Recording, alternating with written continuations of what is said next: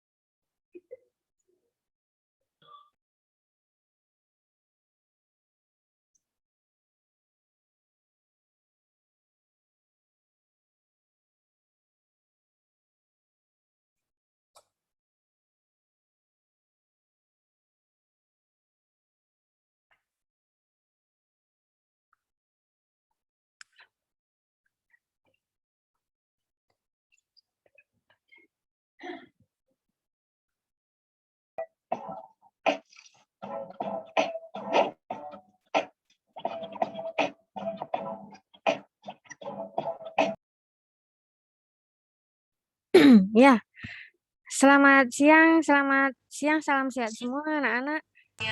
Selamat siang, Ibu. Ya, Selamat siang, Ibu. baik, Ibu pegang kendali untuk Ibu yang berbicara. Jadi silakan semua mikrofon di mute ya. Nanti ada kalanya kita unmute. Sekarang Ibu yang berbicara dulu ya. Nah, materi kali ini itu sebenarnya di minggu ketiga ini adalah mengarah ke faktor-faktor pergerakan dan jenis-jenis moda angkutan. Ya, faktor pergerakannya dan jenis-jenis moda angkutannya. Namun paling tidak Ibu akan berbicara mengenai yang kemarin diulas sedikit mengenai sistem yang mempengaruhi sistem transportasi itu loh, yang paling utama apa itu tata guna lahan ya, paling utama yang sangat mempengaruhi.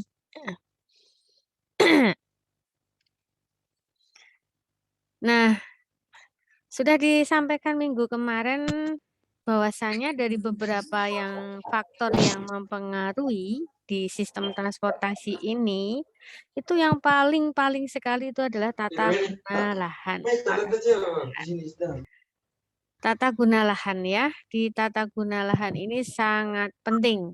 Hal ini dikarenakan kenapa? Karena tata guna lahan memicu bangkitan arus lalu lintas, menarik bangkitan arus lalu lintas.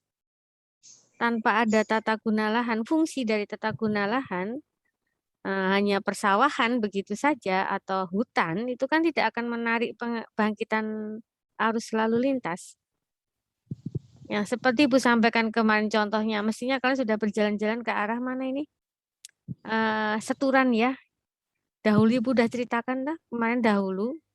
Masih lapangan ya, kanan kirinya kebun pohon minyak kayu putih sepi. Bu Vero tuh kalau berangkat sekolah SMP Bu Vero kan yang ini yang di depan yang Babarsari ini lah, yang Jalan Babarsari itu ada SMP. Ibu SMP-nya di situ.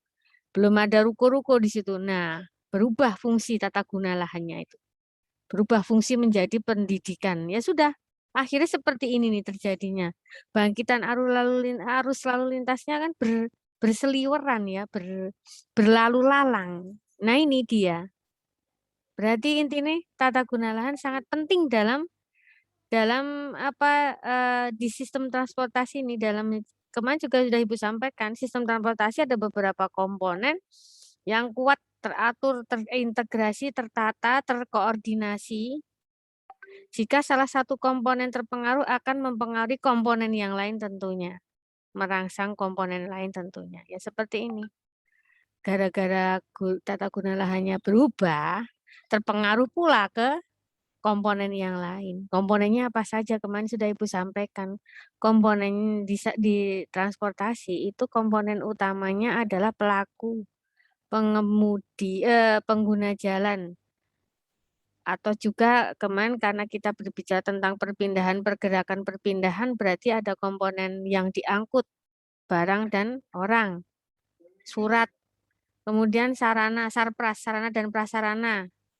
Sarana sebagai moda angkutnya, prasarana sebagai medianya, dan pendukungnya seperti terminal, halte, dan sebagainya. Dan tata guna ini yang faktor yang mempengaruhi komponen-komponen tadi bergerak untuk berubah. Nah, seperti ini. Nah, ada yang WA Bu Vero ini, ada yang chat, ada yang ngechat di box ini mengatakan silahkan sudah Ibu selalu off cam, sudah tidak masalah jika ada memang off cam. Ibu mengajarkan kalian untuk jujur nih ya. Jadi tidak perlu menjelaskan, tidak apa-apa. Jujur yang penting. Kalian off cam karena jaringan. Ibu kan sudah menggarisbawahi kemana. Silakan off cam. Saya off cam enggak jujur, enggak pamit sama Bu Vero tapi saya jujur ini adalah karena jaringan. Silakan di off. Ya. Tapi kalau off yang tidak jujur pastikan dia akan gelisah sendiri. Nah, silakan yang off cam, silakan jika memang itu perkara jaringan antara mendengarkan suara Bu Vero atau bisa melihat. Lebih baik kalau memang dua-duanya bisa, silakan. Tapi kalau keduanya dinyalakan, ternyata terpengaruh. Akan terjadi lelet atau apa itu tidak mendengar dengan jelas. Berarti dikorbankan untuk kameranya. Silakan. Tidak enak badan, itu silakan. Yang Ibu tidak izinkan adalah bepergian di jam kuliah. Itu karena apa? Kan sudah terjadwal, intinya itu. Silakan. Ya, kita lanjutkan lagi. Nah, perubahan fungsi dari lahan tadi, kan awalnya dari kebun, dari hutan, menjadi sekarang itu STIE itu pendidikan, kawasan pendidikan di daerah Babarsari ini sebelumnya hutan tebu, minyak kayu putih, lapangan kosong, lapangan luas gitu. Berubah fungsinya lahan tersebut. Dari perubahan lahan tersebut otomatis membangkitkan perjalanan menuju ke sini. Awalnya nggak ada bangkitan ke sini karena kan lahannya tidak lahan hutan. Nah, setelah lahannya dibuka menjadi pendidikan, otomatis Valdi masuk. Hendrikus masuk karena mau sekolah di SDIE, mau sekolah di ITNY ini. Ini ITNY dulu daerah sini tuh ya masih kebun-kebun dulu. Jadi sekarang seperti ini, Valdi masuk ke sini, melakukan pergerakan ke sini. Kan jadi ada aktivitas lalu lintas ke arah sini, ke perjalanan membangkitkan perjalanan ke arah tempat ini, tempat tersebut. Dampaknya akan menaikkan kebutuhan otomatis, kebutuhan akan transportasi tentunya. Dulu belum ada yang namanya Trans Jogja. Zamannya Bu Vero masih Aspada. Sebelum ada Aspada tidak ada sama sekali transportasi. Kesulitan dibukalah Aspada. Angkutan umum yang belum begitu terintegrasi. Jadi masih masih belum tertata. Jadi kalau mau menyetop itu di titik manapun bisa di stop. Jadi kalian menyegat menyegat ya.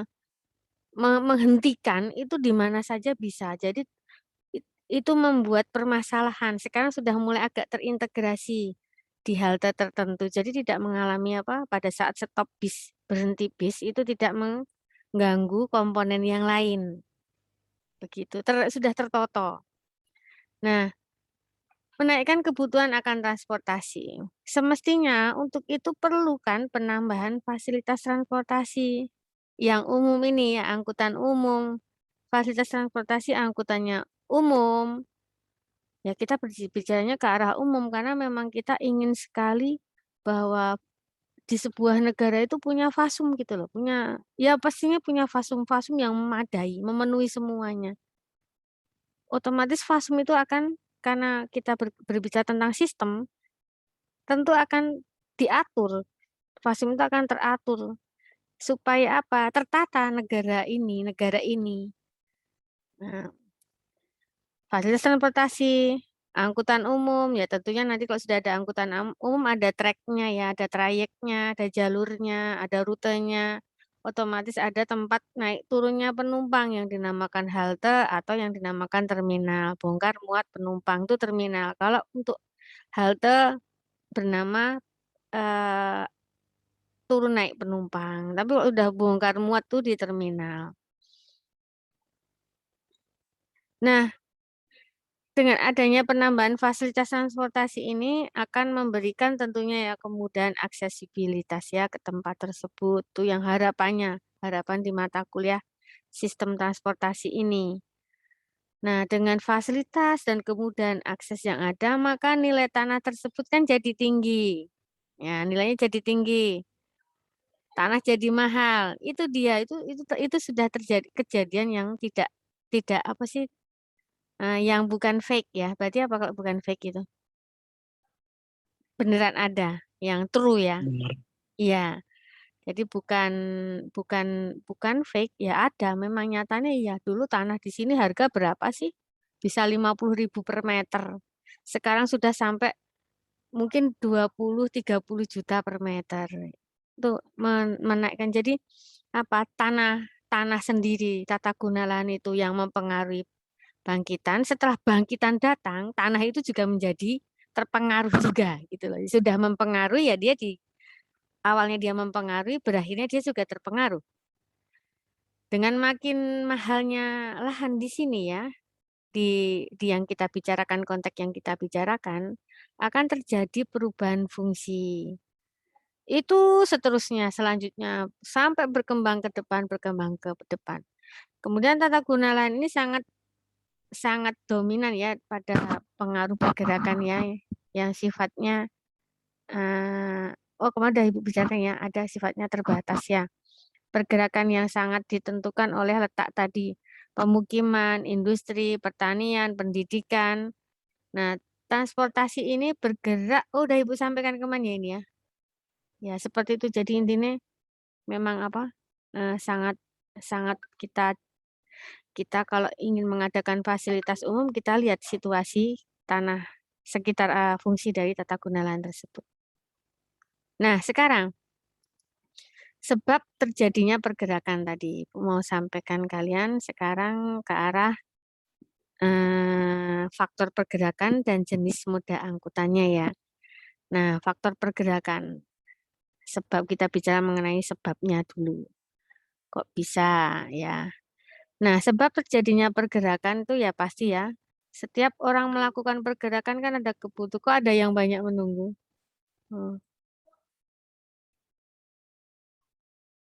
Ya, jadi sebab terjadinya pergerakan ini di pergerakan orang itu dikelompokkan dengan karakteristik dasarnya yaitu permasalahan ekonomi.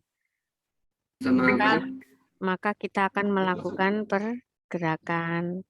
Kemudian di sosial, kita juga akan melakukan pergerakan, pendidikan, melakukan rekreasi, kebudayaan, apalagi ekonomi, sosial, pendidikan, rekreasi, kebudayaan, dan lain-lain banyak. Politik bahkan juga bisa penyebab pergerakan di transportasi.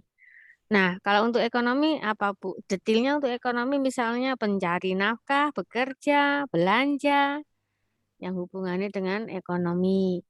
Kemudian untuk sosial misalnya apa ya? Ibu ngobrol terbukanya adalah jagong apa sih ke temannya yang menikah, ke temannya yang melahirkan, ke temannya yang ulang tahun itu kan sosial, hubungan sosial. Mengunjungi famili, menengok orang sakit, atau kalian rapat RT, rapat RW, rapat di kelurahan, rapat di kecamatan, itu sosial. Pendidikan, ke sekolah, kursus, kan melakukan pergerakan dari rumah, pergi. Rekreasi, kalian yang lakukan rekreasi ke kafe, nonton bioskop, kebudayaan, misalnya apa? Libur Lebaran, libur Hari Raya Natal, libur Hari Raya Idul Fitri, libur Hari Raya Tahun Baru, Hari Raya Waisak, Hari Raya Nyepi, nah, kan melakukan tuh juga pasti melakukan pergerakan. Nah, itu kebudayaan. Nah, Nah, waktu terjadinya pergerakan yang sudah pernah istilahnya berdasarkan penelitian ya terdahulu ya, itu tergantung dari jenis kegiatannya juga. Kapan sekolah, kapan ke pasar, kapan kapan nyadran, kapan ke tempat ibadah, kapan makan. Itu kan juga merupakan titik-titik waktu terjadinya pergerakan. Nah, di sini di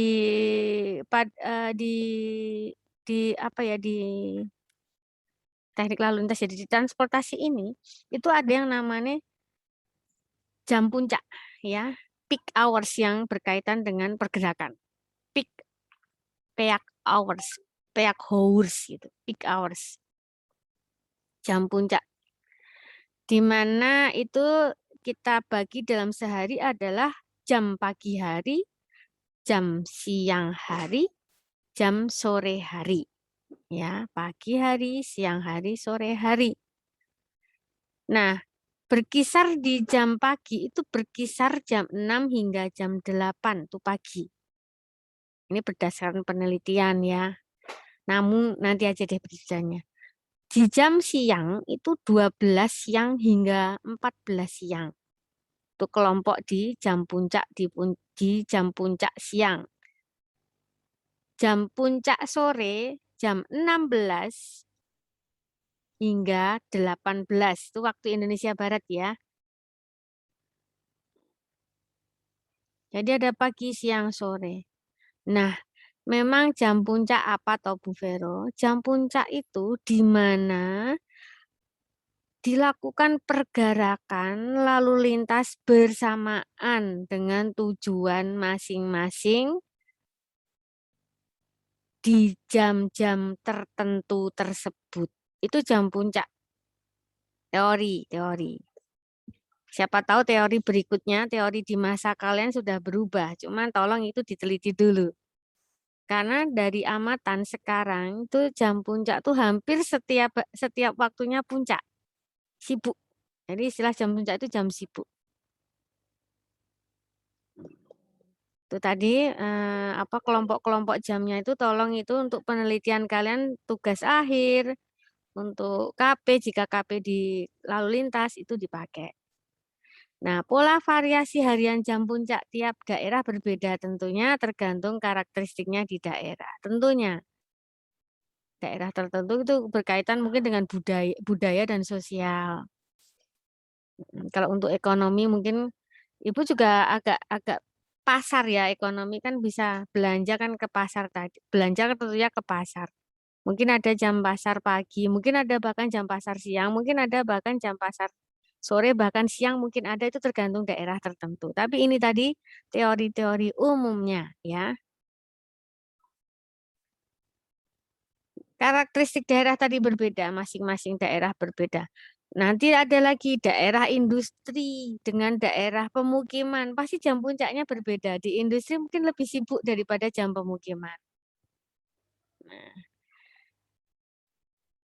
Nah, untuk pemberitahuan jam puncak ini sangat penting bagi seorang perencana transportasi. Misalnya Gerarda mau merencanakan transportasi, mau merencanakan jaringan jalan, mau merencanakan bahwa jaringan jalan di sini tuh layak ditutup atau tidak, atau dijadikan satu arah atau tidak.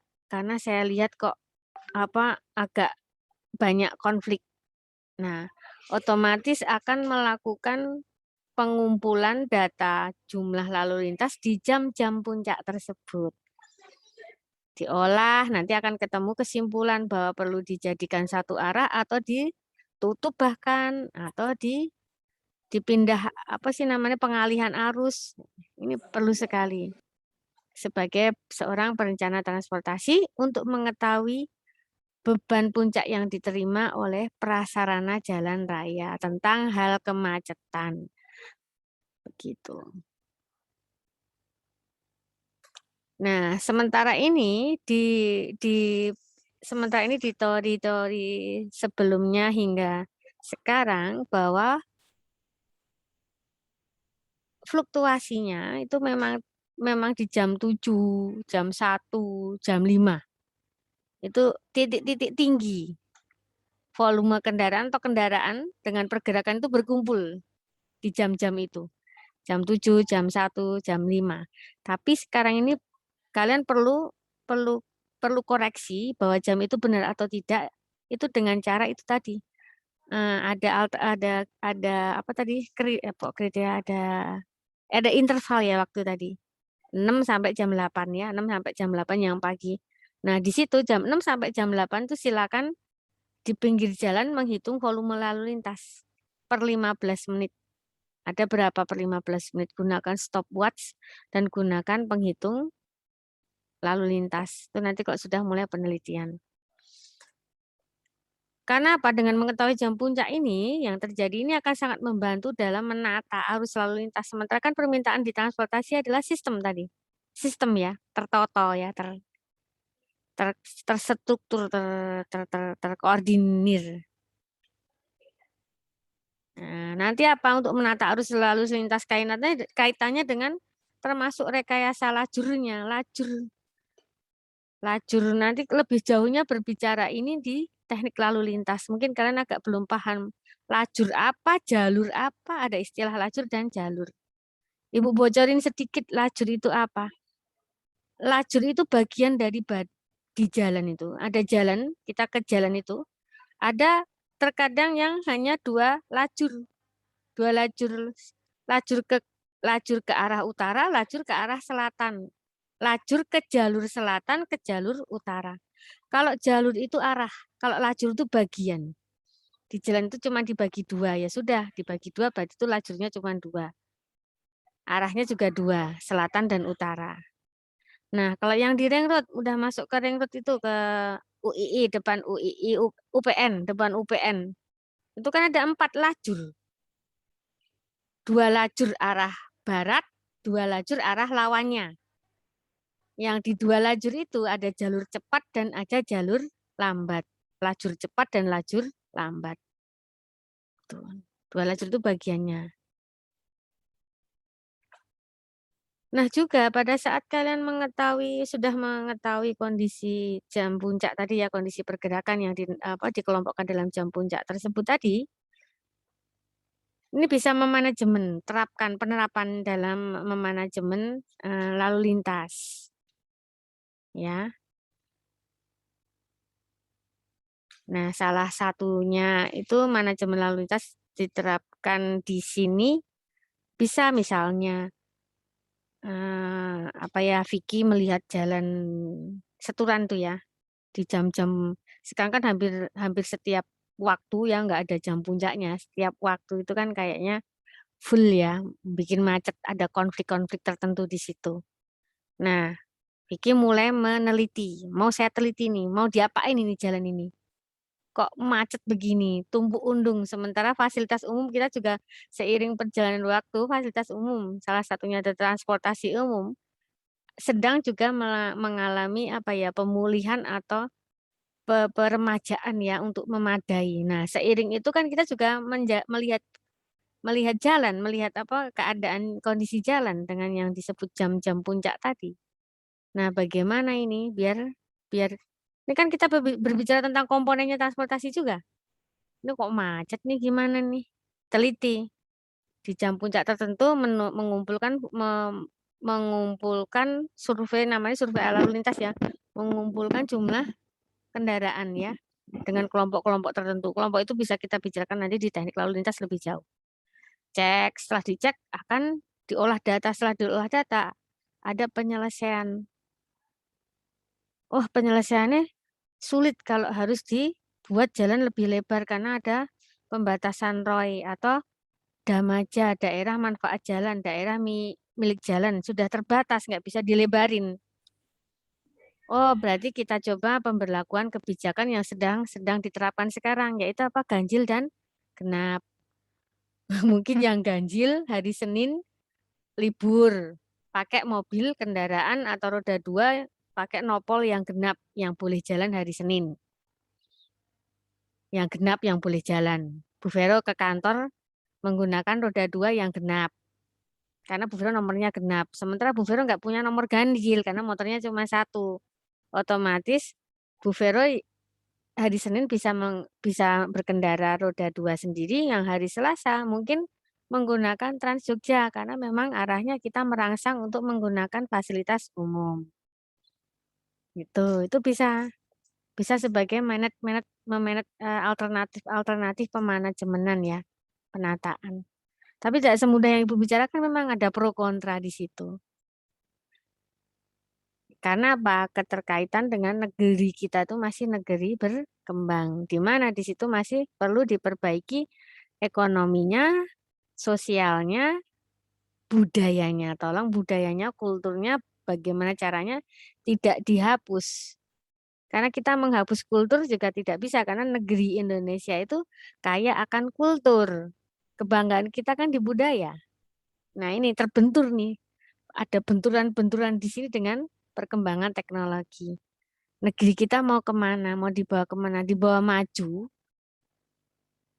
Sepertinya melihat negara-negara maju itu budayanya agak luntur, Bu Vero.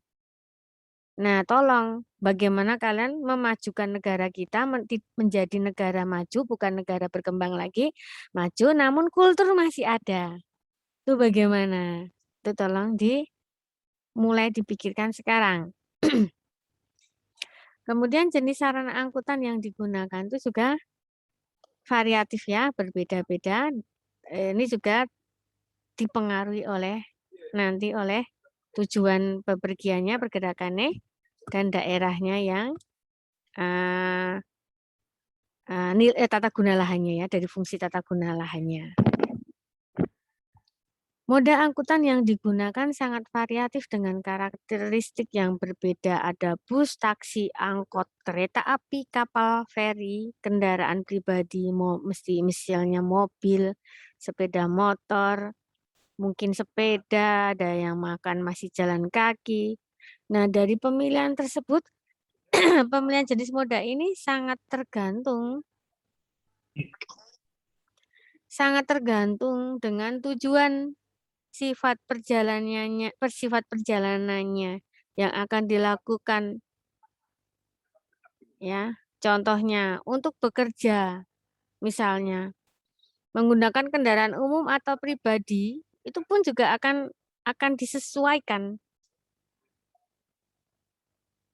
Antar pulau, pesawat atau kapal atau kendaraan roda darat, kendaraan darat itu juga disesuaikan. Kembalikan Ibu sampaikan kemarin, pulau kita Indonesia ini terdiri dari berbagai macam pulau yang terpisahkan. Sebenarnya bukan terpisahkan, Ibu Vero menggarisbawahi bahwa dihubungkan oleh laut, air. Pulau-pulau di Indonesia ini kan dihubungkan oleh air. Umumnya orang berbicara adalah terpisahkan oleh air ya, oleh laut. Enggak, dihubungkan oleh laut kita. Ya. Jadi artinya 70% ya, air ya di Indonesia itu lebih besar 70% ya di air di Indonesia. Antar pulau, pesawat atau kapal. Terkait dengan apa? Dengan budget, dengan biaya. Kalau pesawat berarti mahal, kalau kapal berarti juga terbentur oleh biaya, yaitu kaitannya dengan waktu tempuh, jarak tempuh. Nah, sekarang sudah dibuka. Contohnya negeri Papua. Itu kan bagian dari Indonesia, pulau dari Indonesia. Tapi agak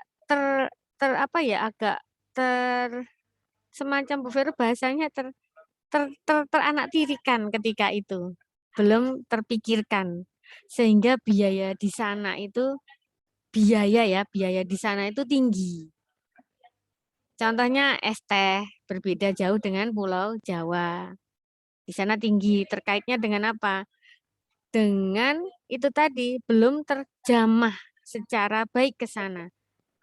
Mau ke sana aja harus berkendara pesawat, mahal nilainya. Jadi kalau mau beli gula, mesti diangkut dengan pesawat. Otomatis nilai gula di sana mahal. Otomatis es teh harganya mahal. Nah, sekarang oleh pemerintah sudah dibangun jalan darat dengan jembatan tol. Nah, ini dia. Tentunya nanti harga es teh akan lebih menurun. Meskipun mungkin penurunan itu belum secara signifikan sesuai dengan harga yang di Jawa. Mungkin masih akan tinggi. Karena apa? Produksi, pabrik-pabrik pemroduksi masih ada di Pulau Jawa. Ya, gula misalnya masih ada di Pulau Jawa. Otomatis jaraknya angkut gula ke sana masih jauh. Namun sudah aman, tidak melalui udara lagi, tapi bisa melalui darat. Nah, nanti dari pabrik-pabrik di sini mungkin akan mengembangkan di sana. Di mana di mana itu? Di Papua. Karena apa? Sudah bisa dilewati jalur darat. Mau di sana. Mungkin di sana akan apa ada ladang gula. Bu, tanahnya nggak cocok, Bu. Oke, sebentar dulu. Teknologi sekarang sudah mulai tinggi. Bertanam apa saja di mana saja sudah mulai tinggi.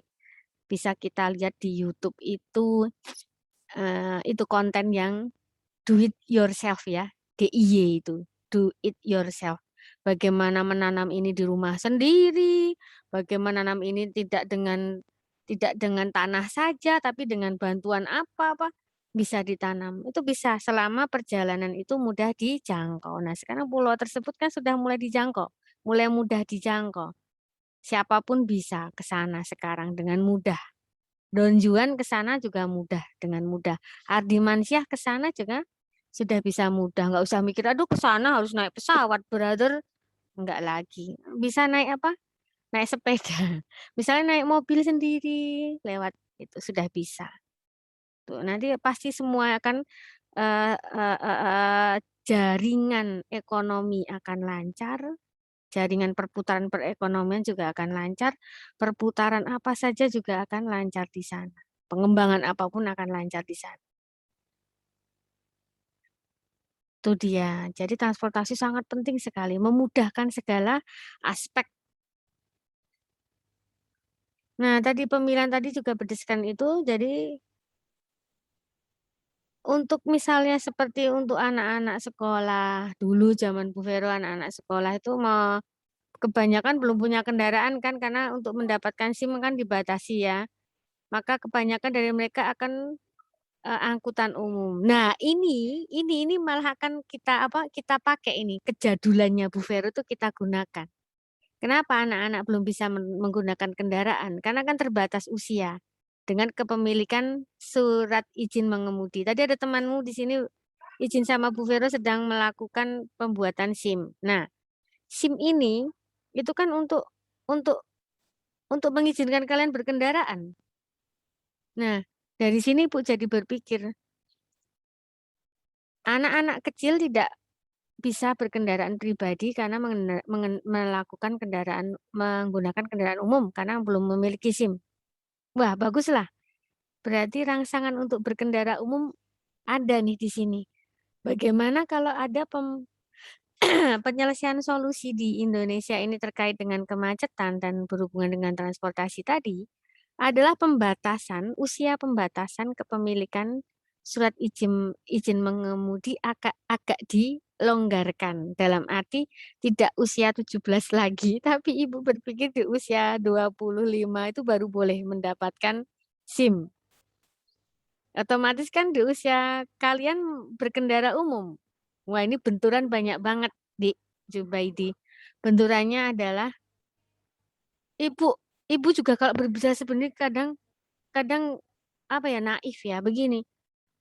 Meminta masyarakat atau warga berkendaraan umum, maka dibatasi SIM-nya sekian saja supaya anak-anak seusia Imelda, seusia Ronald yang baru di bawah 25 otomatis nggak mendapatkan SIM.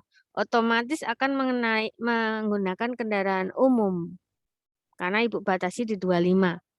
Tapi kendaraan umum itu ya mestinya memenuhi kebutuhan kalian. Memenuhi pasar permintaan. Nah itu dia, itu benturan di situ tuh. Semoga kedepannya bisa menyelesaikan hal itu kalian ini. Karena apa ya, secara spesifik suatu sistem transportasi, khususnya di perkotaan ya, selain dipengaruhi tata guna lahan tadi, ya Jubaidi, itu juga dipengaruhi oleh tingkat pendapatan masyarakat setempat gitu Victor. Di kota-kota dengan pendapatan rendah misalnya dan tingkat kepemilikan mobil juga rendah, ketergantungan pada angkutan umum sangat tinggi. Pendapatan rendah, kepemilikan mobil juga rendah, otomatis akan